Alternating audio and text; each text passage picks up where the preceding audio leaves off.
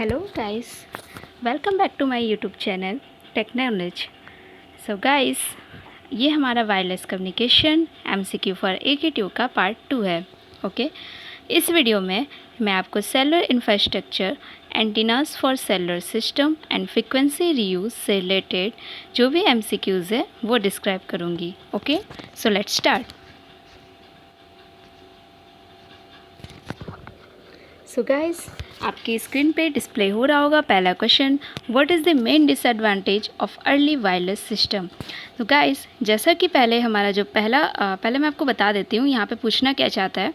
Guys, जो हमारा early wireless system था, यानी जो कोई सबसे स्टार्टिंग में यूज़ होता था, ठीक है, उसमें ये था कि जैसा कि आपको फिगर में लेफ़्ट साइड में दिख रहा होगा, एक सर्कल बनी है, उसमें सिर्फ एक एंटीना बना है। ठीक है, तो पहले जो हमारे वायरलेस सिस्टम होता था वो कुछ इसी तरह का होता था कि उसमें काफ़ी लार्ज जोन के लिए सिर्फ एक बेस स्टेशन होते थे, यानी सिर्फ एक एंटीना होता था। ठीक है, एक बेस स्टेशन में एक एंटीना होता है, तो काफ़ी लार्ज वो जो हमारा एक जोन था वो काफ़ी लार्ज एरिया में होता था। ठीक है, लेकिन फिर जो हमारा न्यू वायरलेस सिस्टम आया वो उसी एक जोन में कई सारे बेस स्टेशन को क्रिएट करने के लिए आया। मतलब हम एक ही जोन में कई सारे बेस स्टेशन हमने बना दिए और हर एक बेस स्टेशन पे एक एंटीना लगा दिया। ठीक है, तो अब इसमें पूछ रहा है कि हमने ऐसा क्यों किया, मेन डिसएडवांटेज क्या था इस अर्ली वायरलेस सिस्टम का। तो देखिए, यहाँ पे मैंने इसका मेन डिसएडवांटेज था, मैं आपको बता देती हूँ। ये कि ये जो यहाँ पे जो हमको एंटीना यूज़ करना पड़ता था, क्योंकि हम उस पूरे जोन के लिए, पूरे मान लीजिए कि कुछ एरिया है, एक एरिया है, ठीक है, और उस पूरे एरिया के लिए हम एक एंटीना यूज़ कर रहे हैं। ठीक है, जबकि हमारे न्यू वायरलेस सिस्टम में हम उसी एक एरिया के लिए हम कई सारे एंटीना यूज़ कर रहे हैं। तो जब हम एक एंटीना यूज़ कर रहे हैं तो उस कंडीशन में उसको काफ़ी हाई पावर की रिक्वायरमेंट होती थी, ठीक है, ट्रांसमिट करने के लिए। यही उसकी सबसे बड़ी डिसएडवांटेज थी, जो कि प्रैक्टिकली कई जगह पॉसिबल नहीं हो पाता था, या फिर यूँ कहिए कि वहाँ पे कॉम्प्लिकेशन होती थी। ठीक है, तो इसी को रिप्लेस करके नया हमारा वायरलेस सिस्टम आया। ठीक है, जिसे हम सेलुलर वायरलेस सिस्टम कहते हैं। ठीक है, इसमें हम क्या करते हैं, एक ही जोन को कई सारे स्मॉलर सेल्स में डिवाइड कर देते हैं। ठीक है, और हर एक बेस स्टेशन पे आपका एक एंटीना होता है। ठीक है, जैसा कि मैंने एक्सप्लेनेशन में लिखा है, early wireless system had a high power transmitter covering the entire service area.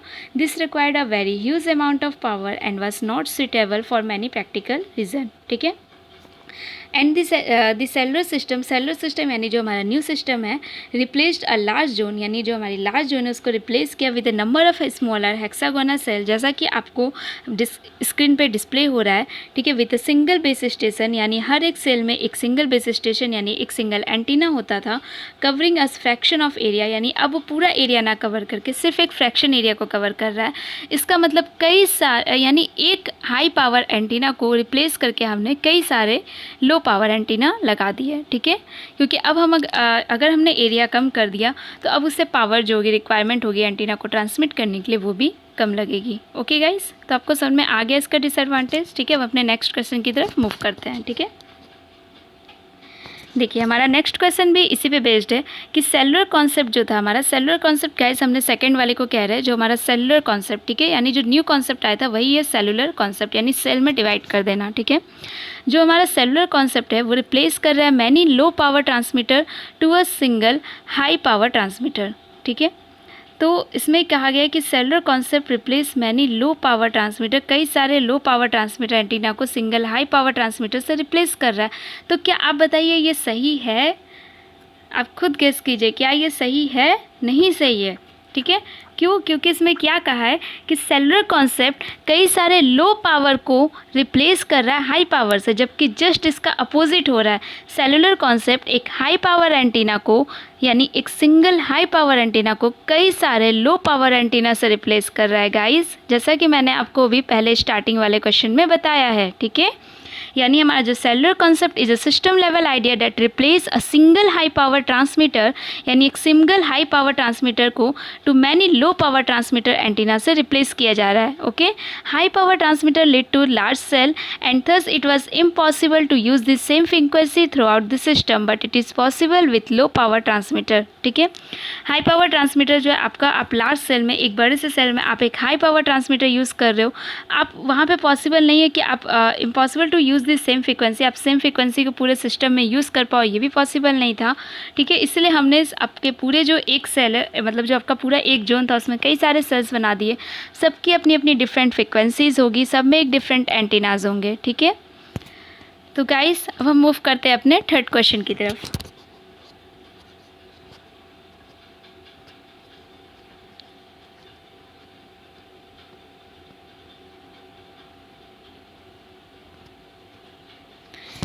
Sorry थोड़ा लेट हुआ।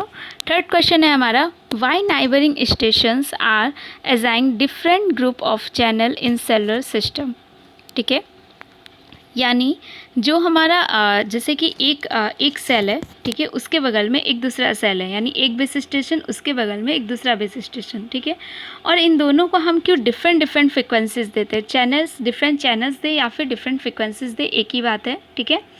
तो इसलिए देते हैं गाइस, अगर दोनों चैनल की यानी दोनों बेस स्टेशन की अगर सेम फ्रिक्वेंसीज होगी तो दोनों ही सिग्नल में इंटरफेरेंस हो जाएंगे, ठीक है। तो यानी इसका आंसर क्या है, टू मिनिमाइज द इंटरफेरेंस हम ऐसा करते हैं, ठीक है। यानी neighbouring base station are assign different group of channels, ठीक है। It minimize the interference between the base stations and the user under their control. जो भी आपका दो बेस स्टेशन है, जैसा कि मैं आपको फिर से एक बार पहले क्वेश्चन की तरफ लेके जाती हूँ, ठीक है। ये देखिए, इस पहले क्वेश्चन में आप ये जो राइट साइड में जो दूसरा फिगर आपको दिख रहा है, यहाँ पे देखिए एक बेस स्टेशन है, एक बेस स्टेशन है, उसके बगल में जस्ट मतलब दूसरे बेस स्टेशन जो आपस में कनेक्टेड है, एडजॉइंट है, उन दोनों की जो फ्रिक्वेंसी होगी, जो वो फ्रिक्वेंसी यूज़ कर रहे होंगे, वो डिफरेंट होगी गाइज, ताकि उन दोनों से निकल रहे सिग्नल्स में इंटरफेरेंस ना हो, ओके। तो इसलिए हम इंटरफेरेंस को मिनिमाइज़ करने के लिए हम ऐसा करते हैं, ठीक है। अब हम आते हैं फोर्थ क्वेश्चन। फोर्थ क्वेश्चन क्या है, what is cell in cellular system. तो सेल जो होती है गाइस, आपकी एक स्मॉल जियोग्राफिकल एरिया होती है एक सेलुलर सिस्टम में, यानी एक जो एरिया जोन होता है उसी को हम पूरा एक जोन था, उसमें हमने स्मॉल स्मॉल एरिया डिवाइड किए, तो वो जो एक स्मॉल एरिया है वो हमारा सेल है, ठीक है। Is cellular base station within a cell is allocated a group of radio channels that could be used in another cell. हर एक सेल में हम एक ग्रुप ऑफ रेडियो चैनल्स देते हैं गाइस, ठीक है। अब वो क्या होता है कि आप दूसरे सेल में भी उसी ग्रुप ऑफ रेडियो चैनल को यूज़ कर सकते हो। ये गाइस, ये कॉन्सेप्ट है आपका फ्रिक्वेंसी ऑफ रीयूज़ का, जिसको मैं आपको अभी आगे एक्सप्लेन करूँगी। आगे वाले क्वेश्चन में मैंने उसको काफ़ी अच्छे से एक्सप्लेन किया, आप उसे देखिएगा, ओके। अभी फ़िलहाल आप जानिए कि सेल जो है आपका एक स्मॉल जियोग्राफिकल एरिया है, ठीक है। गाइस, आई थिंक यहाँ पे थोड़ा सा ऑप्शन गलत लिखा गया है, इसका आंसर सी होगा, a small geographical area, okay guys. यहाँ पे करेक्ट कर लेना, क्वेश्चन नंबर 4 का आंसर सी होगा, ऑप्शन सी होगा, अ स्मॉल जियोग्राफिकल एरिया, ठीक है। गाइज प्लीज़ इसे करेक्ट कर लीजिएगा, आपके स्क्रीन पे जो डिस्प्ले हो रहा है आंसर ए वो गलत है, सॉरी फॉर डैट। यहाँ पे आप ऑप्शन सी कर लीजिएगा, ओके। अब हम आते हैं क्वेश्चन 5 पे, which of the following is a universally adopted shape of cell. जो हमने सेल के लिए जो शेप डिसाइड की, जो भी यूनिवर्सली डिसाइड की गई, वो एक हेक्सागोनल शेप डिसाइड हुई, ठीक है। Hexagonal cell shape is a simplistic model of radio coverage for each base station. It has been universally adopted since the hexagon permits easy and manageable analysis of a cellular system. Cellular system में guys जो भी हमें analysis करनी थी, उसके लिए आपका जो हेक्सागोनल शेप था वो काफ़ी इजी साबित हुआ, जिसकी वजह से हमने ये जो भी कम्युनिटी थी उन्होंने हेक्सागोनल शेप की जो सेल है वो उन्होंने डिसाइड की कि हम जो भी एरिया, हमारा जो जोन होगा, जो भी एरिया होगा, उसे हम एक हेक्सागोनल शेप के फॉर्म में डिसाइड करेंगे गाइस, ओके। 6 क्वेश्चन है, क्यों नहीं हमने सर्कल डिसाइड किया। तो गाइस, आप जब अगर 2-3 सर्कल को एक साथ ज्वाइन करो तो उसके बीच में एक गैप जो है बाकी रह जाती है। आप 3 सर्कल को एक साथ रखो तो तीनों सर्कल के बीच में एक गैप बन जाएगी, ठीक है। लेकिन आप किसी हेक्सागोनल को रखना चाहो, 3 हेक्सागोनल को एक साथ, तो वो सारे के सारे आपस में जॉइंट हो सकते हैं, उसमें कहीं कोई गैप नहीं बनेगा, ठीक है। इसलिए हमने सर्कल को नहीं लिया, हमने हेक्सागोनल डिसाइड किया। देखिए इसका ऑप्शन है, ओवरलैपिंग रीजन्स और गैप्स आर लेफ्ट। जो भी आपके गैप्स है, जो जैसा कि मैंने अभी आपको बताया, वो छूट जाएंगे। इसी वजह से हमने यहाँ पे सर्कल के रूप में नहीं लिया, ठीक है। Circle is the first natural choice to represent the coverage area of the base station. But while adopting this shape adjacent cells can not be overlaid upon a map without leaving gaps, यानी बिना हम gap बनाए या फिर बिना उन्हें overlapping किए हम उन्हें जोड़ नहीं सकते थे। अगर आपको गैप हटाना है तो आपको दो सेल को ओवरलैप करना पड़ता, या फिर अगर आप दूर दूर करके रखते हो सिर्फ उनके साइड्स यानी उनके जो सर्कमफेरेंस है उनको ज्वाइन करते हुए, ठीक है, जो मतलब एडजेसेंट में अगर आप रखते हो तो बीच में आपके गैप्स हो जाएंगे काफ़ी ज़्यादा, ठीक है। तो वो फिर हमारा उतना एरिया बहुत ही इंपॉर्टेंट होगा, वो हमारा उतना एरिया फिर किस सेल में आएगा ये हम नहीं डिसाइड कर पाएंगे, ठीक है। इसी वजह से हमने हेक्सागोनल सेट डिसाइड किया, यानी जो भी कम्युनिटी थी उन्होंने हेक्सागोनल सेट डिसाइड किया ताकि कोई भी एरिया ना लेफ्ट हो, और काफ़ी इजी कैलकुलेशन हो रही थी उनके लिए, उसमें काफ़ी उसको मैनेज करना ईजी था, इसलिए उन्होंने ये हेक्सागोनल सेट जो उन्होंने डिसाइड किया, ठीक है। 7 क्वेश्चन है, what is the main reason to adopt hexagonal shape in comparison to square and triangle. इसका भी रीज़न आपका ये है कि largest area for a given distance between the centre of polygon and its farthest perimeter point the hexagon has the largest area. Thus, by using the hexagon geometry, the fewest number of cell can cover a geographic region, ठीक है। अगर हम square या फिर कोई और other shape लेते तो उसमें हमें ज़्यादा सेल्स बनाने पड़ते हैं, ठीक है। अगर मैं जैसे कि एक सेल में एक हेक्सागन को कह रही हूँ, ठीक है, तो अगर मैं शेप हेक्सागन की जगह मैं ट्रायंगल या फिर सर्कल या फिर कोई अदर शेप ले लूँ, ट्रायंगल ले लूँ, स्क्वायर ले लूँ, तो उस कंडीशन में ये होता है कि वो हेक्सागन, मान लीजिए कि अगर 5 हेक्सागन एक सेल पूरे एक रीजन को कवर कर रहे हैं, 6 हेक्सागन सपोज कीजिए या 7 मान लीजिए, तो उसी में आपके जो स्क्वायर होंगे वो उससे ज़्यादा होंगे, ठीक है। यानी एक हेक्सागन आपका ज़्यादा एरिया कवर कर रहा था, ठीक है। तो उस पॉइंट ऑफ व्यू से हमने यहाँ पे हेक्सागन को चूज़ किया। तो मेन रीज़न था हेक्सागन को अडॉप्ट करने का स्क्वायर और ट्रायंगल के कंपैरिजन में, वो क्या था, लार्जेस्ट एरिया, ठीक है। 8 नंबर आपका क्वेश्चन है, what is frequency reuse. Frequency reuse guys आपका जो होता है, जैसे कि मैंने आपको बताया था कि मैं आगे वीडियो में फ्रीक्वेंसी रीयूज़ आपको बताऊँगी। तो गाइस देखिए यहाँ पे क्या है कि आपका जो एक जोन है, ठीक है, उसमें कई सारे सेल्स बनते हैं। अब इस सेल्स में गाइस एक क्लस्टर डिसाइड किया गया। उस क्लस्टर की साइज ये रखी गई कि कभी उसमें 3 सेल का ग्रुप बनेगा, कभी उसमें 7 सेल का ग्रुप बनेगा। इसकी एक डिसाइडेड है सी की वैल्यू, जैसा कि आपको नीचे डायग्राम 2 फिगर दिख रहे हैं। पहला फिगर है गाइस जिसमें लिखा है frequency reuse plan for C=3 with hexagonal cell, यानी 3 हेक्सागोन, पहले तो एक जोन हुआ, ठीक है, उसमें कई सेल्स बनाई गई, जैसा कि आपको लेफ्ट साइड के फिगर में दिख रही है कई सारी सेल्स है। आपको इसमें फिर ये दिख रहा होगा 3 सेल्स की ग्रुपिंग की गई है 3 कलर से, देखिए green, blue, orange. Green, blue, orange की जो ये 3 सेल है, इन तीनों सेल को हमने एक क्लस्टर माना है, इसलिए यहाँ पे क्लस्टर साइज गाइज यहाँ पे 3 है, ठीक है। मतलब ये 3 सेल का जो ग्रुप है ये एक क्लस्टर है। इसी तरह सिमिलरली फर्दर 3 सेल का ग्रुप एक क्लस्टर है, यानी पहले तो जोन में सेल बनाई, अब सेल के ग्रुप्स को हमने क्लस्टर कहा। अब उस एक क्लस्टर में कितनी भी सेल हो सकती है वो डिसाइडेड है, जैसे C=3 हो सकती है, 7 हो सकती है, अदर मोर और भी हो सकती है, ठीक है।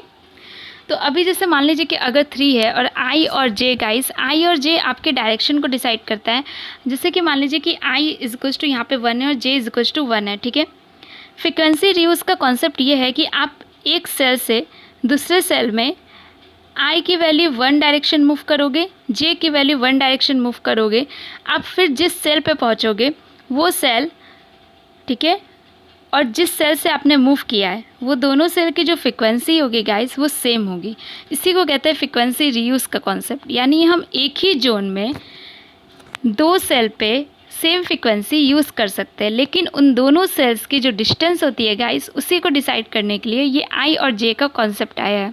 मतलब उनकी एक मिनिमम डिस्टेंस हम लोग बनाते हैं ताकि उन दोनों सिग्नल के बीच में इंटरफेरेंस ना हो। देखिए गाइस, 2 एडजेसेंट सेल के बीच में कभी सेम फ्रीक्वेंसी नहीं यूज़ की जा सकती, ये आपने पहले ही पढ़ा है, क्योंकि इंटरफेरेंस हो जाएगा। इंटरफेरेंस ना हो इसके लिए 2 सेल के बीच में एक मिनिमम डिस्टेंस, यानी एक सेल से कुछ दूरी पे एक दूसरी सेल होगी जिस पे सेम फ्रीक्वेंसी यूज़ हो रही होगी, ताकि उन दोनों सिग्नल के बीच में इंटरफेरेंस ना हो। यही कॉन्सेप्ट है आपका, एक सिंपल सा कॉन्सेप्ट है फ्रीक्वेंसी रीयूज़ का, ठीक है। तो ये चीज़ जो होगा गाइस आपका एक क्लस्टर में जो आपके सेल्स, मान लीजिए कि एक क्लस्टर में आपकी 3 सेल है, तो इन तीनों सेल के पास गाइस आपके डिफरेंट फ्रीक्वेंसी होगी। अब इसके बगल में जो एडजेसेंट क्लस्टर होगा उनके पास भी यही 3 फ्रीक्वेंसीज होगी, फिर उनके बगल में जो क्लस्टर होगा उनके पास भी यही 3 फ्रीक्वेंसीज होगी।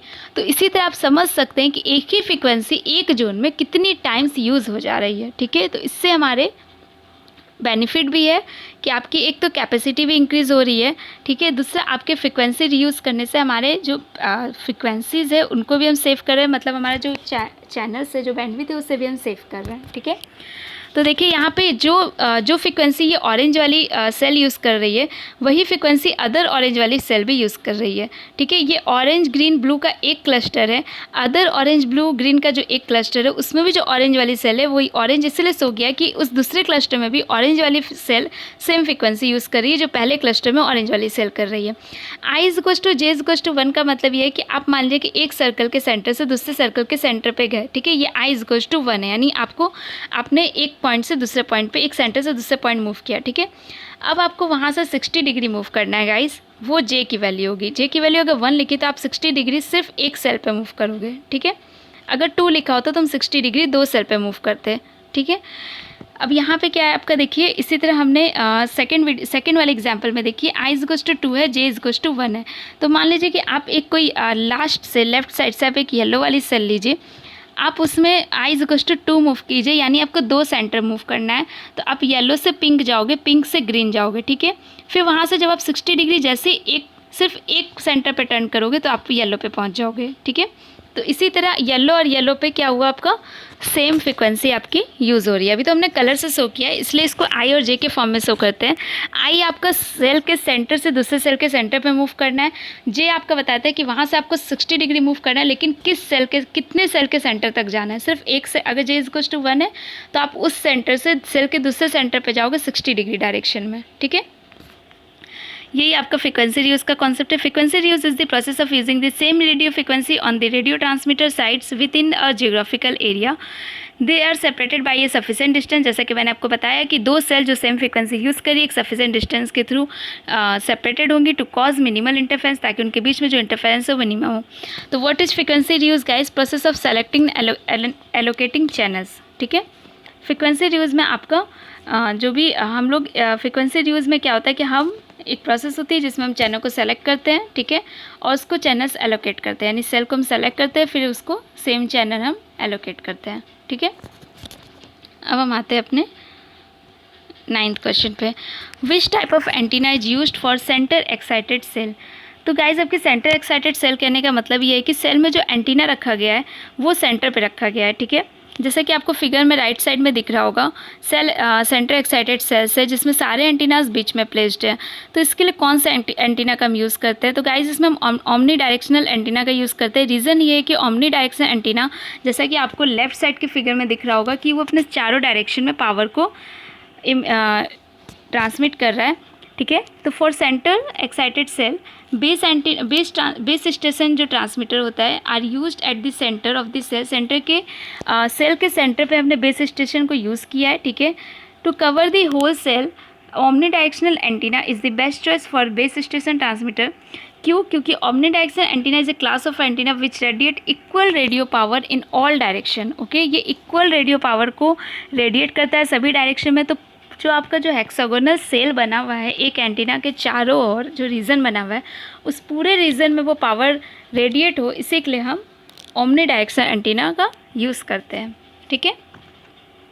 10 क्वेश्चन है, which type of antenna is used for edge excited cell? Edge excited cell में क्या होता है गाइज? जो आपका बेस ट्रांसमीटर होता है वो प्लेस किया जाता है on the 3 of the 6 cell vertex, ठीक है। जैसे कि आपके and to cover the assign portion of a cell sector direction antenna is the best choice. यहाँ पे आपको राइट साइड में फिगर दिख रहा होगा जिसमें आपके वर्टेक्स जो आपकी 3 सेल्स हैं उनकी वर्टेक्स पे देखिए एक एंटीना रखा गया है, ठीक है। इसी तरह आपके हर सेल में 3 वर्टेक्स पे आपके देखिए हर एक सेल में 3 वर्टेक्स पे आपके एंटीनाज हैं, ओके। एंड इसके लिए जो एंटीना हम यूज़ करते हैं, ठीक है, उसे हम कहते हैं सेक्टर डायरेक्शनल एंटीना, ठीक है।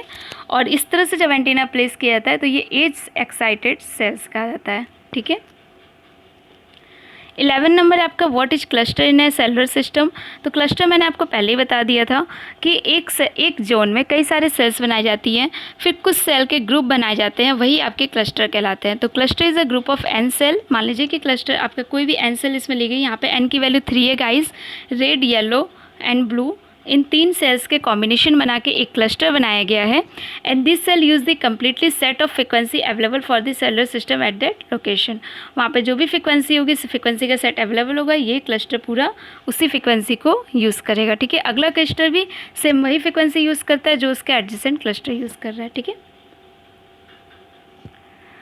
For a cellular system, if there are n cells and each cell is allocated k channel, what is the total number of available radio channel? ठीक है, जैसे कि अभी आपको पीछे मैंने दिखाया कि n सेल है, जैसे मान लीजिए कि यहाँ पे रेड ग्रीन ब्लू मिला के ये n सेल है। ठीक है, 3 सेल है हालांकि यहाँ पे, तो हम इसे n मान लेते हैं और हर एक सेल आपका k चैनल एलोकेट किया गया है।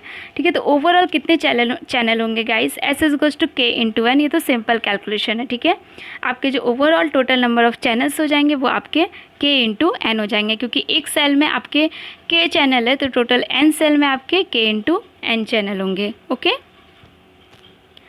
आपके 13 क्वेश्चन है what is the frequency reuse factor for n number of cells in a system.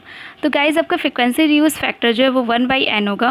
Frequency reuse factor आपको ये बताता है कि अगर मान लीजिए कि हमारे पास टोटल नंबर ऑफ चैनल है तो एक सेल हमारे पास टोटल नंबर ऑफ चैनल मान लीजिए कि s नंबर ऑफ चैनल्स है हमारे पास, तो हम एक क्लस्टर जो है हमारा उसमें एक सेल को कितना चैनल एलोकेट करेंगे, तो वो जो चैनल होगा गाइस टोटल चैनल का 1/n होगा।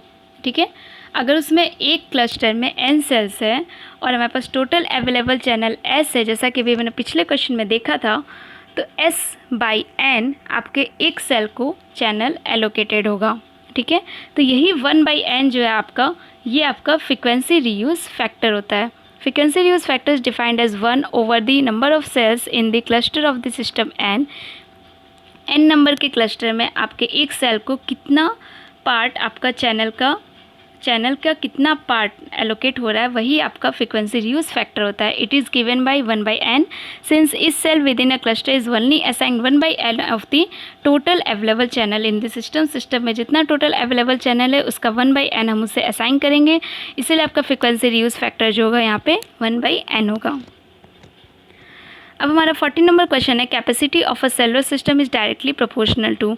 तो ये जो कैपेसिटी होती है आपकी वो डिपेंड करती है number of times a cluster is replicated, मतलब कितने नंबर ऑफ टाइम क्लस्टर्स आपके रिपीट हुए हैं। ठीक है, एक जोन है उसमें कितने क्लस्टर्स बन पा रहे हैं, यानी एक ग्रुप ऑफ सेल्स का कितना ग्रुप बन पा, कितने क्लस्टर्स, कितने number of group of cells बन पा रहे हैं। ठीक है, एक ग्रुप ऑफ सेल को हमने एक क्लस्टर का, अब ऐसे ही कितने क्लस्टर्स बनेंगे वही उसकी कैपेसिटी होगी। जैसा कि मैंने आपको पहले ही बताया था कि हम फ्रिक्वेंसी रीयूज़ करके उसकी कैपेसिटी को इंक्रीज़ कर रहे हैं। ठीक है, क्योंकि एक क्लस्टर जो फ्रिक्वेंसी यूज़ कर रहा है वही अदर क्लस्टर भी यूज़ कर रहा है, तो इस तरह से उसकी कैपेसिटी भी इंक्रीज़ हो रही है। उसमें जितने क्लस्टर्स बन जाएंगे उतनी ज़्यादा उसकी कैपेसिटी हो जाएगी। ठीक है, तो capacity of a cellular system is directly proportional to the number of times cluster is replicated in a fixed area. If the cluster size n is reduced while the cell size is kept constant, ठीक है, अगर हम जो cluster size है n यानी उसको अगर हम रिड्यूस कर दें, अगर हम सेल साइज को सेम रखें तो more cluster are required to cover a given area. ठीक है, यानी जो भी हमारी क्लस्टर साइज है उसे हम रिड्यूस कर दें। ठीक है, यानी एक क्लस्टर के लिए जो भी एरिया हमने लिया था उसे हम कुछ रिड्यूस कर देते हैं, तो फिर हमें उस पूरे जोन को कवर करने के लिए ज़्यादा से ज़्यादा क्लस्टर की रिक्वायरमेंट होगी। इस तरह से हम उसकी कैपेसिटी को इंक्रीज़ कर देंगे। ठीक है, यानी number of time a cluster is replicated, यही उसकी कैपेसिटी के प्रोपोर्शनल होता है। 15 नंबर क्वेश्चन गाइज आपका, अभी तक मैंने जो आपको क्वेश्चन बताया उसी पे रिलेटेड है कि हमारे पास एक स्पेक्ट्रम अवेलेबल है 30 मेगाहर्ट्ज़ का, यानी टोटल हमारे पास इतना चैनल या इतना बैंडविड्थ आप कह लीजिए हमारे पास अवेलेबल है, जो कि हमें एलोकेटेड करना है एक सेलुलर सिस्टम को। ठीक है, जो यूज़ कर रहा है 25 kilohertz simplex channel to provide a full duplex voice channel. हमें प्रोवाइड करना है फुल डुप्लेक्स और सिम्प्लेक्स चैनल के लिए आपको बताया गया कि 25 किलोहर्ट्ज़ है। सिम्प्लेक्स में गाइज सिर्फ ये 1 वे कम्युनिकेशन की बात कर रहा है कि 25 किलोहर्ट्ज़ यूज़ कर रहा है, यानी 2 वे कम्युनिकेशन फुल डुप्लेक्स के लिए इसे कितना किलोहर्ट्ज़ चाहिएगा गाइस? 50 किलोहर्ट्ज़, 25 × 2। ठीक है, तो अब हमसे पूछा गया है कि what is the number of channel available per cell for 4 cell reuse factor. तो देखिए गाइस, यहाँ पे अगर हमारे पास टोटल जो चैनल की बैंडविड्थ अवेलेबल है वो है 30 मेगाहर्ट्ज़, और एक फुल डुप्लेक्स के लिए, यानी एक फुल डुप्लेक्स के लिए जो हमारा बैंडविड्थ, एक चैनल की जो बैंडविड्थ यूज़ हो रही है वो है आपकी 50 किलोहर्ट्ज़। तो आप जब 30 मेगाहर्ट्ज़ को 50 किलोहर्ट्ज़ से डिवाइड करोगे तो आपके जो चैनल्स आएंगे वो 600 चैनल्स आएंगे। ठीक है, क्योंकि ये जो आपको बैंडविड्थ दी थी वो 1 चैनल की दी थी कि वन चैनल में सिर्फ वन वे कम्युनिकेशन के 25 किलोहर्ट्ज़ है, तो टू वे कम्युनिकेशन के लिए आपकी कितनी हो जाएगी 50 किलोहर्ट्ज़। अगर वन चैनल की बैंडविड्थ 50 किलोहर्ट्ज़ है, तो अगर आपके पास अवेलेबल बैंडविड्थ 30 मेगाहर्ट्ज़ है, तो उसे आप डिवाइड कर दोगे जब आप उसको वन चैनल की बैंडविड्थ से, तो आपको टोटल नंबर ऑफ़ चैनल मिलेंगे। अब आपका कह रहा है कि 4 आपका जो है वो यानी n की वैल्यू है, जो आपको सेल रीयूज़ फैक्टर बता रहा है, ठीक है। यहाँ पे 4 आपका n की वैल्यू है गाइस, ओके। अब आप इसे जब 4 से डिवाइड करनी है, आपको इतने चैनल को डिवाइड करना है 4 सेल में। तो एक सेल को कितने, इसमें क्या पूछा, what is the number of channel available per cell, ठीक है। पर सेल में कितना होगा, फॉर 4 सेल रीयूज़ फैक्टर, ठीक है। यानी एक आपके क्लस्टर में 4 सेल है, ठीक है। आपके पास अवेलेबल चैनल्स 600 है, तो एक सेल को कितना चैनल जाएगा, तो 600 को आप 4 से डिवाइड कर दो, ठीक है। तो जो भी आंसर आएगा आपका, यानी 150 चैनल जो होगा आपका पर सेल आपका यूज़ होगा, ओके। सो गाइस, ये हमारा लास्ट क्वेश्चन था जो कि एंड हो गया। एंड इसी तरह हमारा ये वीडियो एंड होता है। आई होप आपको इसमें जितना हो सकता है मैंने समझाने की कोशिश की है कि आपको अच्छे से कॉन्सेप्ट समझ में आए इसके बेसिस पे, ताकि और जो भी क्वेश्चन आप उसे कर पाओ। ज़रूरी तो नहीं है कि यही क्वेश्चन आएगा, हो सकता है कुछ उससे घुमा के आ जाए, इसलिए मैंने थोड़ा सा इसमें आपको कोशिश की कि मैं एटलीस्ट थोड़ा अच्छे से एक्सप्लेन कर दूँ, क्योंकि जल्दी ताकि आप लोग को समझ में भी आ जाए। और मैंने इसी कॉन्सेप्ट के थ्रू कोशिश किया कि आपका ये सेल वाला पार्ट ख़त्म हो जाए पूरी तरह से, ठीक है गाइज़। अगर आपको इसी तरह मेरे वीडियोस और चाहिए तो आप प्लीज़ इसे लाइक एंड सब्सक्राइब करो, मेरे चैनल को शेयर करो। वीडियोस जितने ज़्यादा से ज़्यादा शेयर होंगे, मैं उतनी ही जल्दी आपका नेक्स्ट वीडियो मैं बनाऊंगी और उसको अपलोड करूंगी। क्योंकि अगर वीडियोस नहीं शेयर होंगे, नहीं लाइक होंगे, तो मुझे समझ में नहीं आएगा कि आप लोग मेरा वीडियो पढ़ रहे हो नहीं पढ़ रहे हो, आप लोग को इससे कोई बेनिफिट हो रहा है या नहीं हो रहा है। अगर आप लोग को बेनिफिट हो रहा है गाइज़, तो इसे प्लीज़ लाइक्स कीजिए, सब्सक्राइब कीजिए, शेयर कीजिए ज़्यादा से ज़्यादा। क्योंकि जितना ज़्यादा शेयर होगा, जितना ज़्यादा सब्सक्राइब होंगे, तो मुझे भी लगेगा नहीं आप लोगों को बेनिफिट हो रहा है, तो मुझे बनाना चाहिए। तो मैं तुरंत आपके दूसरे वीडियोस बना के मैं इस पर अपलोड कर दूँगी, ओके। आप लोग प्लीज़ लाइक शेयर सब्सक्राइब जरूर कीजिएगा, ओके। एंड कमेंट भी कीजिएगा आप लोग को कैसा लगा video, okay. Thank you guys.